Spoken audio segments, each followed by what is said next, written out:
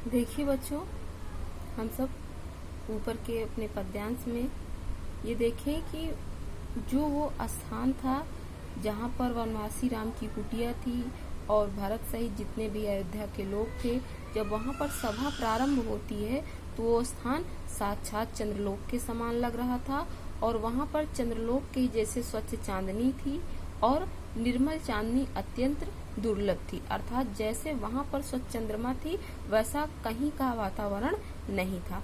और प्रभु बोले गिरा गंभीर निर्निधि जैसे। निर्निधि यानी किसके समान? समुद्र। यानी कहा गया कि जो प्रभु यानी श्री राम थे वो अपनी समुद्र के समान गंभीर वाणी में बोले। अब आगे देखिए क्या बोलते हैं। कहते हैं कि हे भरत भद्र अब कहो अभिषिप्त अपना, सब सजग हो गए भंग हुआ ज्यों सपना। अभिषिप्त मतलब इच्छित या मनोकामना भी होता है, अभिष्ट भी होता है, इच्छा भी होती है।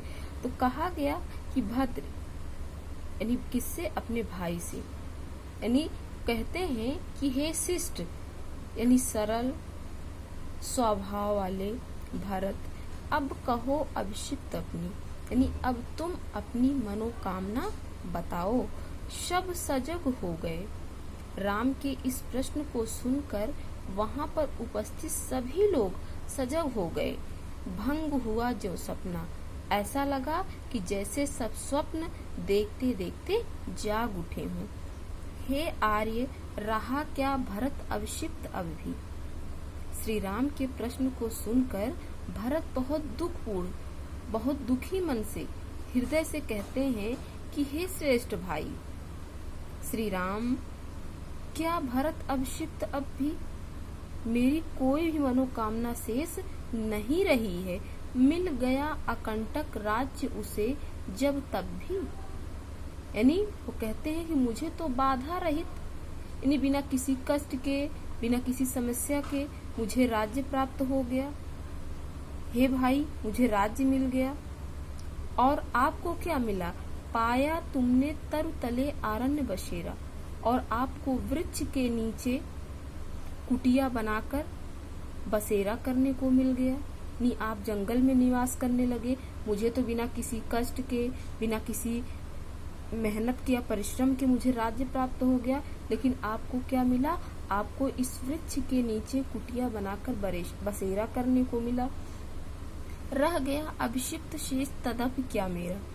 अब आप ही बताइए कि मेरी कौन सी मनोकामना शेष रह गई है। यानी ऐसा कौन कह रहा है? भरत कहते हैं। फिर कहते हैं कि तनु तड़प तड़प तप्त तात ने त्यागा। भरत बड़े भावुक मन से, बड़े दुखी मन के साथ कहते हैं कि पिता ने तड़प तड़प करके अपना शरीर त्याग दिया। क्या रहा अभिषिप्त और तथापि अभागा।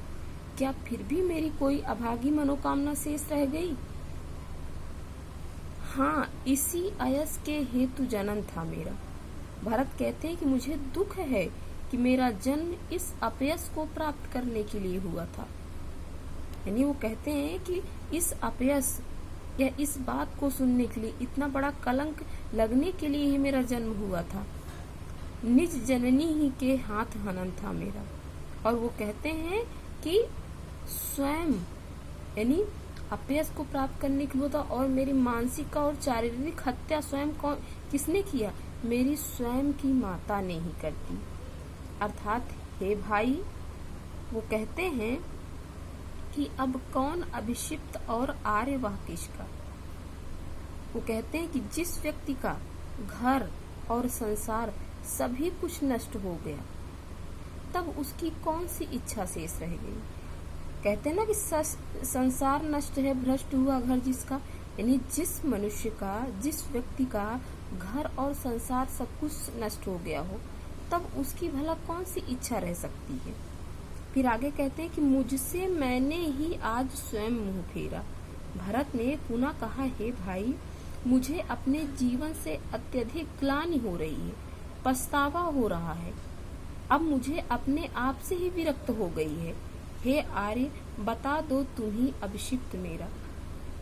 और वो कहते हैं कि मैं स्वयं से विरक्त हो जाए, मतलब मैं स्वयं से विरक्त हो गया हूँ, उसकी इच्छा और क्या हो सकती है। यानी कहने का तात्पर्य जो स्वयं से इतना विचलित हो गया हो, परेशान हो गया हो, भला उसके मन में कौन सी इच्छा रह सकती है।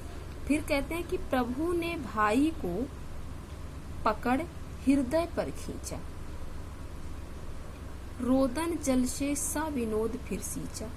भरत के इन वचनों को सुनकर श्री राम गदगद हो गए, उनके आंखों में अश्रु आ गए और उन्होंने भरत को खींचकर अपने हृदय से लगा लिया और अपने आंसू उन पर बरसाते हुए कहा कि रोदन जल की सा विनोद फिर उन्होंने सींचा कि उसके आशय की था मिलेगी किसको, जानकर जननी ही जान न पाई जिसको।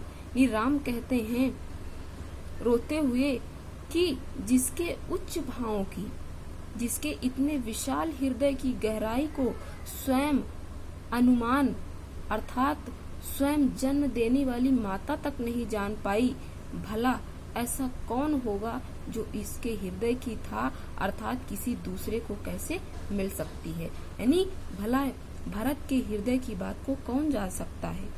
जब स्वयं जन्म देने वाली माँ कैकेयी नहीं जान पाई तो भला उसके हृदय की था को भला दूसरा कोई व्यक्ति कैसे समझ सकता है। आइए अगले वीडियो में देखें।